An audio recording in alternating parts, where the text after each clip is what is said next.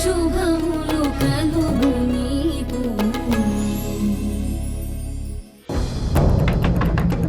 హాసిని, అమ్మా హాసిని, తలుపు తెరువు హాసిని. హాసిని, తలుపు తీ. హాసిని. అమ్మా ఏమైంది? చూడమ్మా, హాసిని లోపలికి వెళ్లి తలుపు గెడేసుకుంది. ఇందాకటి నుంచి కొడుతుంటే తీయట్లేదు. హాసిని. హాసిని హాసిని హాసిని హాసిని హాసిని డోర్ తీ. హాసిని డోర్ తీ. హాసిని హాసిని హాసిని హాసిని. వెనక వైపున్న కిటికీలో నుంచి ఒకసారి చూద్దాం పద.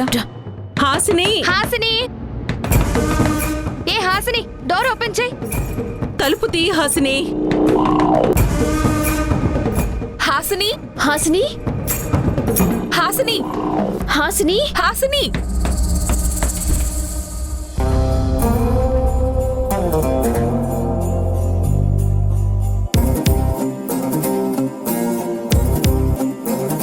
అక్క,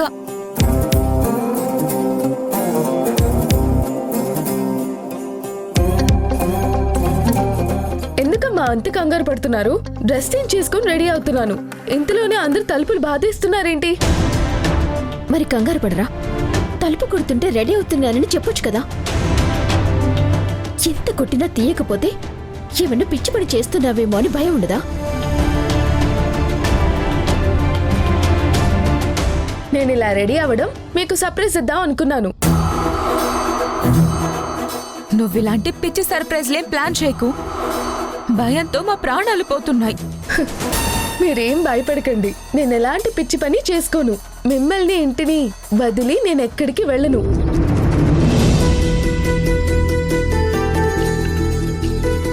అమ్మా, నాకు బాగా ఆకలిగా ఉంది. త్వరగా టిఫిన్ పెట్టమ్మా. ఏ అత్తగారింటికి వెళ్ళాక ఏ ఇంటి పద్ధతులు మర్చిపోయావా? పొద్దున్నే చేయాల్సిన పని నియమాలు చదవటం కాదా? అవునమ్మా, త్వరగా నియమాలు చదివేస్తే టిఫిన్ చేసేద్దాం. నాకు కూడా బాగా ఆకలేస్తుంది. సరే పదండి.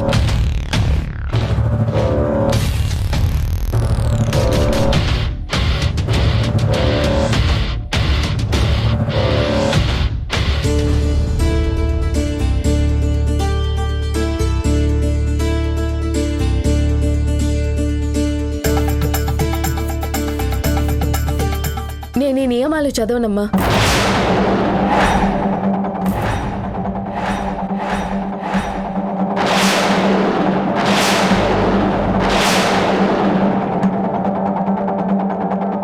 ఏ హాసిని, ఎందుకు చదవు?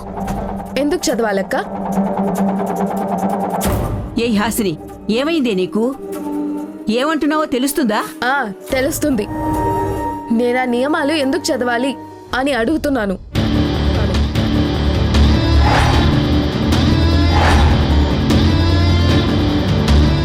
హాసిని, మనం చిన్నతనం నుంచి నియమాలు చదివి వాటిని పాటించబట్టే మన జీవితాలు ఇలా ఉన్నాయి.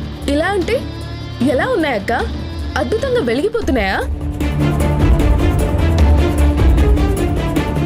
హాసిని, నువ్వింకేం మాట్లాడుకో. ఏ అక్క, ఎందుకు మాట్లాడకూడదు?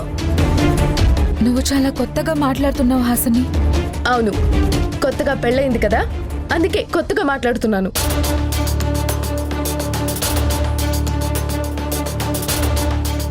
ఏం జరిగిందక్క ఈ రూల్స్ వల్ల? ఏదైనా మంచి జరిగిందా?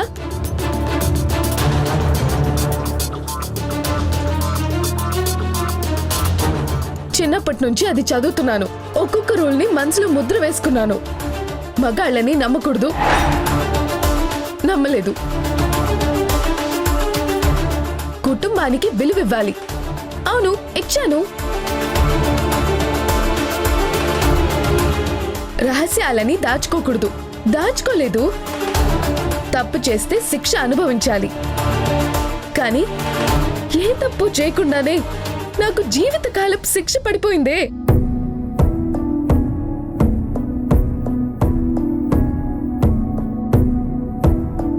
ఎవరికైనా పెళ్లితో కొత్త జీవితం మొదలవుతుందంట. కానీ నాకు పెళ్లి తర్వాత శూన్యంతో జీవితం మొదలైంది. చెప్పండి అక్క, నేనే తప్పు చేశానని నాకు ఇంత శిక్ష పడింది? ఇంక నేను ఆ రూల్స్ ఎందుకు చదవాలి చెప్పండి? రోజు వాటిని ఎందుకు గుర్తు చేసుకోవాలి? నేను చదవను. హాసిని, ఒక్కోసారి కష్టాలొచ్చేది మనల్ని మనకి చూపించటానికే. అన్నీ మనమనుకున్నట్టే జరగవు. అందుకే జరుగుతున్న పరిస్థితులతో సర్దుకుపోవాలి. లేదక్క, నేను సర్దుకుపోలేను, సర్దుకుపోను.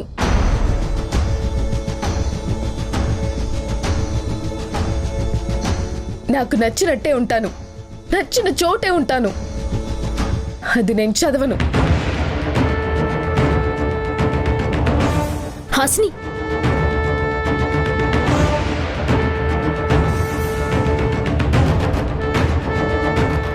ఇదేంటమ్మా, చిన్నదిలా ఉంటే ఎలా? చూస్తుంటే తన జీవితంలోకి వెలుగు కంటే చీకటే త్వరగా వచ్చేలా ఉంది. లేదు పిన్ని, హాసిని జీవితం ఎప్పటికీ చీకటి కాదు. కానివ్వను.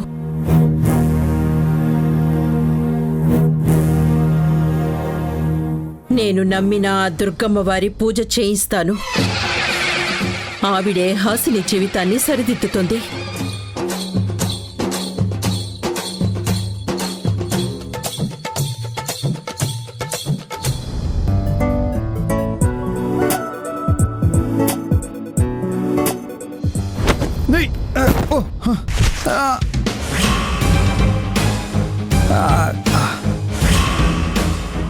ఏమైంది బాబు? కాల్ స్లిప్ అయి మెలిక పడిందండి. బాగా పెయిన్గా ఉంది. పైకి లేకండి. అటు పదండి, అక్కడ కూర్చోండి. రండి.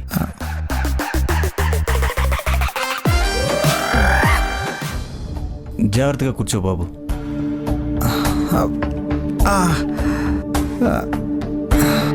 ఒక నిమిషం ఉండు బాబు, ఒక్క నిమిషం. అబ్బే వద్దండి, పెద్దవారు, మీరు కాలు పట్టుకోవడం ఏంటి? పర్వాలేదు బాబు. ప్లీజ్ వదిలేండి. నేను ఎలాగోలా డాక్టర్ దగ్గరికి వెళ్ళి చూపించుకుంటాను. పర్వాలేదు బాబు, నన్ను చూడనివ్వండి.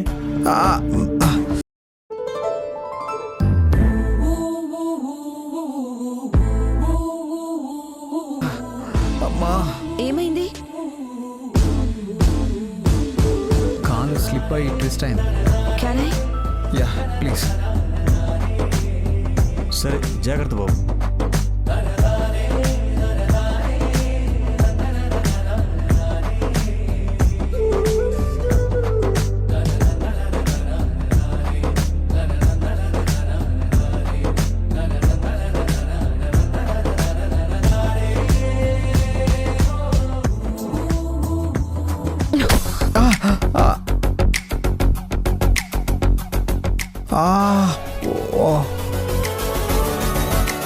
అరే పోయింది, సెట్ అయిపోయింది. మరి రేఖ అంటే ఏమనుకుంటున్నారు? ఎలాంటి వంకర్నైనా సెట్ చేసి దారిలోకి తీసుకొస్తుంది. చాలా థ్యాంక్స్. కానీ మీకు సజెషన్. ఏంటి? రేపు మీ బిజినెస్లో ఎప్పుడైనా దెబ్బతింటే మీరు ఒక బోన్ సెట్టింగ్ సెంటర్ పెట్టుకొని హ్యాపీగా బతికేయచ్చు. మీరే అన్నారు కదండి, ఎలాంటి వంకనైనా సెట్ చేస్తానని.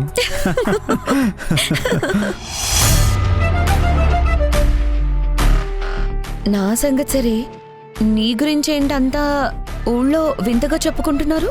ఏమని? నీకు చాలా మంది గర్ల్ ఫ్రెండ్స్ ఉన్నారని, నువ్వెప్పుడూ అమ్మాయిలతో తిరుగుతావని. అందులో వింతే ఉందండి, అదో కాంప్లిమెంట్లా ఫీల్ అవ్వాలి కానీ. అంటే నువ్వు ఉమెనైజర్ అని ఒప్పేసుకున్నావా? ఓ, మీరేమైనా జెలస్ ఫీల్ అవుతున్నారా? What you mean? అంటే మీతో ఫ్రెండ్షిప్ చేయకుండా వేరే వాళ్ళతో చేస్తున్నాను అని. చచా, నీలాంటి వాళ్ళ ఫ్రెండ్షిప్ నాకు అవసరం లేదు. హే, ఐఎమ్ జస్ట్ కిడింగ్. అయినా అమ్మాయిలతో తిరిగేదంతా ఇది వరకు, ఇప్పుడు అదంతా లేదు. ఇప్పుడు వారాహితోనేనా అన్ని?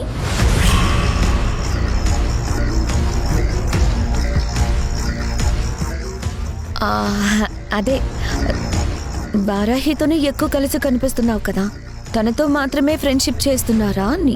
She my employee. ఓ, ఎంప్లాయా? ఉంటాయిలేండి, ఎంప్లాయీస్తో చాలా అవసరాలు ఉంటాయి. What you mean? I mean what I say. ఎంప్లాయీస్తో చాలా అవసరాలు ఉంటాయి, ఫైల్స్, అకౌంట్స్ ఇలా అన్ని. అందుకే వెంటేసుకొని తిరుగుతున్నారనుకుంటా. చూడండి, పక్క వాళ్ళ మీద దృష్టి ఎక్కువగా పోతుంటే మన మ్యాటర్స్ మీద ఫోకస్ పోయి మనకుండేది కూడా పోతుంది. ముందు ఇవాళ కలెక్టర్ గారి దగ్గర ఇవ్వాల్సిన బిజినెస్ ప్రజెంటేషన్ మీద ఫోకస్ పెట్టండి, మీ ఫ్యామిలీ అంతా. ఎందుకంటే వారాహి ఓ కొత్త ఆలోచన చేసింది, అది ఎవరికి రాని ఆలోచన. సో మీరు సరిగ్గా కాన్సన్ట్రేట్ చేయకపోతే కనీసం మాతో మీరు పోటీలో కూడా ఉండరు. మా కాన్సెప్ట్ ప్రజెంటేషన్ అయిన వెంటనే కలెక్టర్ గారు మాకే ఆ ప్రాజెక్ట్ కాంట్రాక్ట్ ఇచ్చేస్తారు.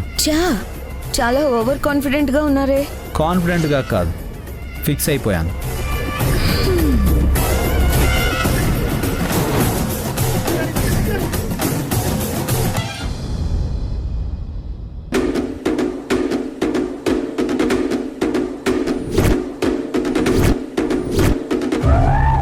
ఆవిడ మనం చెప్పిందే వింటుంది. మన ప్రాజెక్ట్ మాత్రమే ఓకే చేస్తుంది. అలా చేయాల్సిన బాధ్యత నీదే విక్కీ. కానీ ఆవిడ కొత్తగా వచ్చిన కలెక్టర్ అమ్మా, మన మాట వింటుందా? కలెక్టర్ సుభాషిణి అంటే చాలా స్ట్రిక్ట్ ఆఫీసర్ అని పేరు. అలాంటి ఆవిడ ఆధ్వర్యంలో ఈ బిజినెస్ ప్రెజెంటేషన్ జరుగుతోంది. ఆవిడ్ని మెప్పించేంత గొప్పగా ప్రెజెంటేషన్ ఇస్తే చాలు. మనకి పోటీగా వస్తున్న జయసింహ వాళ్ళకి ఈ బిజినెస్ కాంట్రాక్ట్ ఇవ్వకుండా మనకే ఇస్తారు.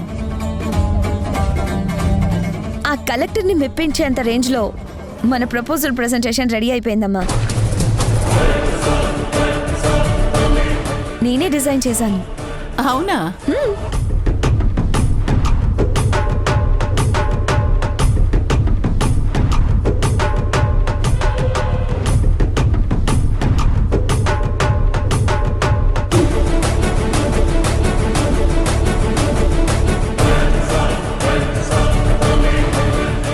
సూపర్.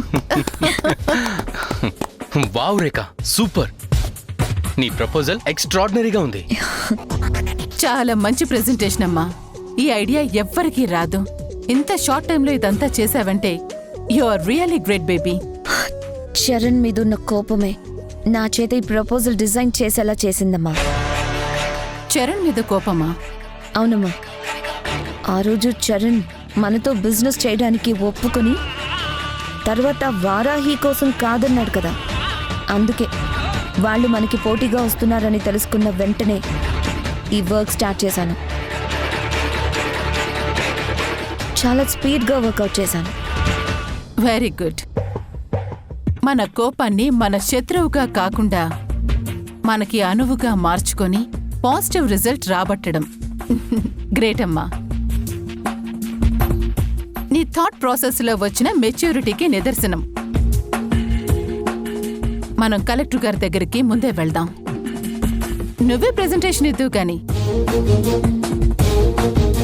పదండి. అక్కడికి వారాహి కూడా వస్తుందా? ఆ చరణ్తో పాటు తిరుగుతుంది కదా, అక్కడికి కూడా వస్తుందిలే. వస్తే తన చెల్లెలు హాసిని గురించి కలెక్టర్ గారి ముందు మాట్లాడి మిమ్మల్ని ఇరుకున పెడుతుందేమో. చూసుకోండి. వారాహి హాసిని గురించి మాట్లాడితే అదే కలెక్టర్ ముందు ఆ వారాహి పరువు ఎలా తీయాలో, కలెక్టర్ ముందు ఆమెని నోరు వెప్పకుండా ఎలా చేయాలో నాకు బాగా తెలుసు. డోంట్ వరీ అమ్మమ్మ.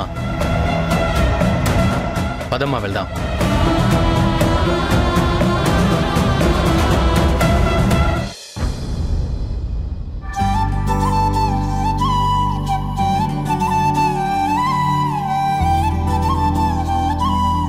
సార్ సార్ వారాహి గారు, గుడ్ మార్నింగ్ అండి. ప్రాజెక్ట్లో మీరు ఫైనల్ కరెక్షన్స్ చేసేసారా? చేసేసాను సార్. I'm just coming.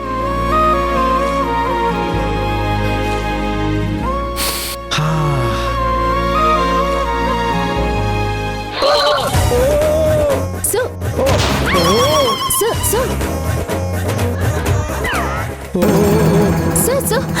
చెరి బాబు అయ్యో సార్ సార్ వారాహి గారు కంట్రోల్. వారాహి గారు ఓ సార్ ఆగండి, కంట్రోల్. వారాహి గారు అయ్యో మీ చేతిలో కాఫీ కింద పడిపోతుంది. సార్ ఆగండి, కంట్రోల్.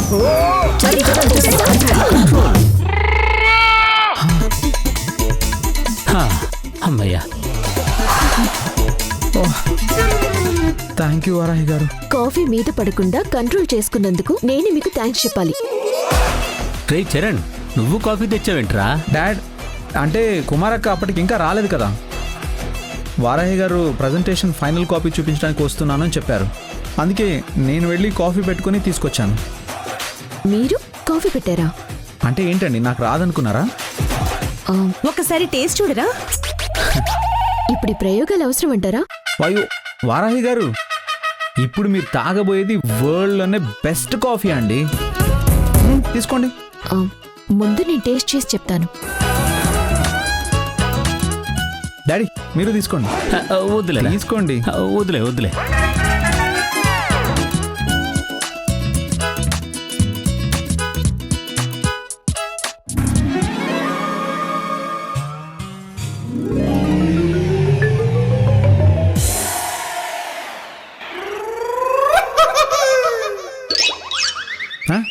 ఎలా ఉంది? బాగుందా?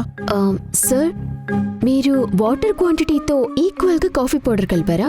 ఓ వావ్, ఎగ్జాక్ట్లీ అండి. మీరు ఎలా చెప్పారు? అసలు ఇంతకీ కాఫీ టేస్ట్ ఎలా ఉంది? మీరు ఇంకెప్పుడు కాఫీ కలపకండి.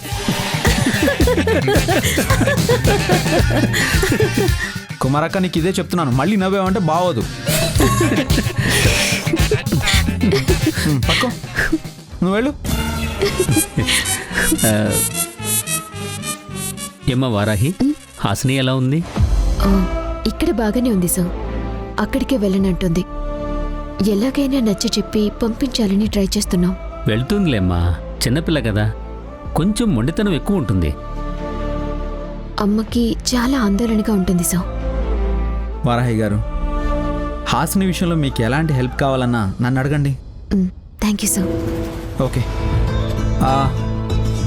మనం ఒకసారి మీరు మోడిఫై చేసిన ఆ ప్రాజెక్ట్ కాపీ చూద్దామా? Okay sir.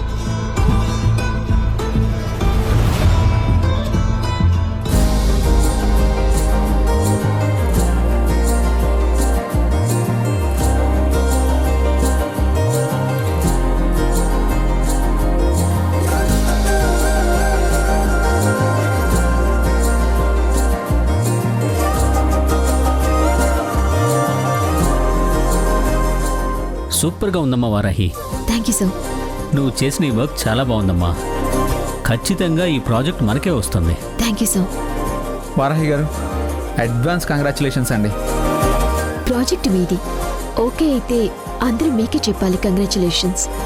లేదు వారాహి గారు, మన కంపెనీలో ఏ వర్క్ చేసినా అది అందరిది. Okay sir. మరి నేను వెళ్ళి ఇదంతా ఒక ఆర్డర్లో పెట్టి ప్రింట్అవుట్ తీసి ఫైల్ చేస్తాను. ఓకే.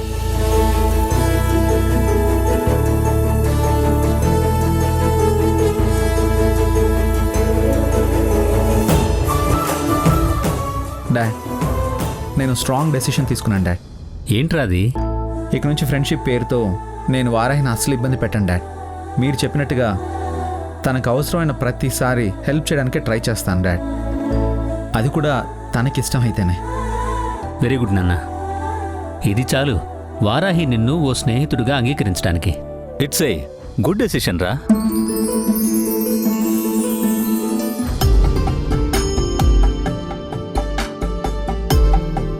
నాకు ఈ పూజలు వద్దంటే ఎందుకమ్మా బలవంతంగా ఇక్కడికి లాక్కొచ్చారు? ఏయ్, ఎందుకే గొడవ చేస్తున్నావు? నీ బతుకుని దారిలో పెట్టడం అంటే మాటలా? అది అమ్మవారి వల్లే అవుతుంది.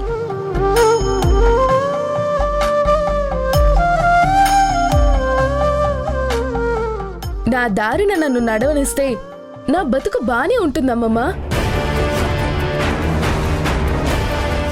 ఊహ తెలియని వయసులో పట్టుకున్న చేతిని వదలకుండా ఇప్పటికీ మీకు నచ్చిన దారిలోనే నడిపించాలని చూస్తుంటే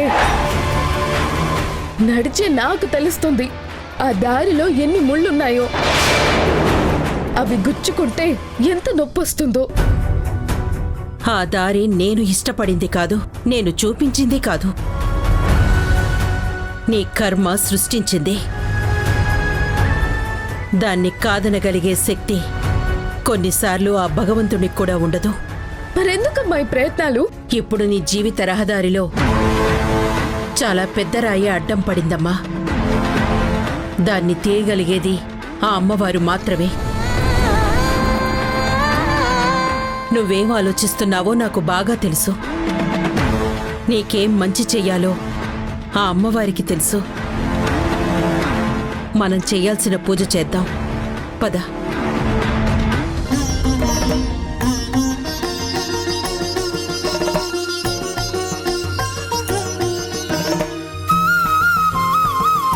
రా. నమస్తే శరణ్యే శివే సానుకంపే నమస్తే జగద్వ్యాపికే విశ్వరూపే. కృష్ణమ్మ వచ్చారా? పంతులు గారు, హాసిని పేరు మీద ప్రత్యేకంగా పూజ చేయిస్తామన్నారు కదా.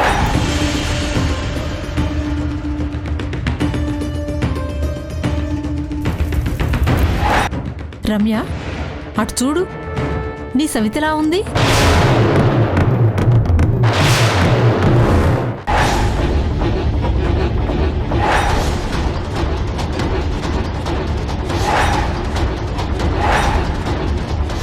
ఏమే నీలవేణి, మనమంటే మన ఐదోతనం చల్లగుండాలని గుడికొస్తాం. కానీ కొంతమంది ఏ మొహం పెట్టుకొని, మొహం నిండా అంత బొట్టు పెట్టుకొని గుడికొస్తారో నాకైతే అర్థం కావట్లేదు.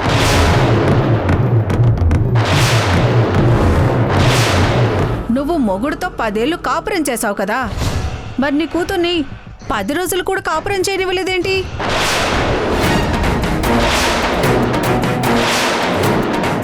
నీకు తోడుగా ఉంటుందని తెచ్చుకున్నావా ఏంటి?